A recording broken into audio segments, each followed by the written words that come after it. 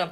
ఇంత ప్రమాదాలు ఎలా చేస్తున్నారు? అసలు ఇంత రిస్క్ గేమ్స్ ఈళ్ళు ఎందుకు ఆడుకుంటున్నారు? జీవితాన్ని పణంగా పెట్టి రీల్స్ చేయడం కోసం ఇంత రిస్క్ తీసుకుంటున్నారా అని మనకు అనిపిస్తదండి. బయట నుంచి చూస్తే. కానీ వాళ్ళ వాళ్ళ కోణం నుంచి చూస్తే ఒక రివార్డ్ గాని, ఒక లైక్ గాని, ఒక అప్రిసియేషన్ గాని, ఇది దక్కినప్పుడు వాళ్ళకి ఏంటి అంటే ఒక, ఒక హ్యాపీ హార్మోన్, ఒక డోపమైన్ రిలీజ్ అవుతదండి వాళ్ళకి.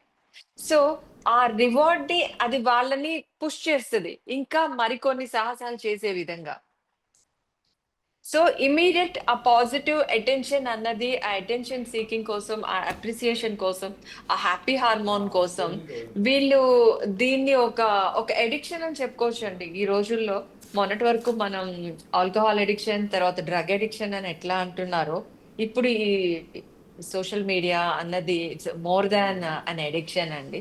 సో, దీనికి ఇంకా డీ అడిక్షన్ సెంటర్స్ లేవండి. రీహాబిలిటేషన్ సెంటర్స్ ఇంకా రాలేదండి.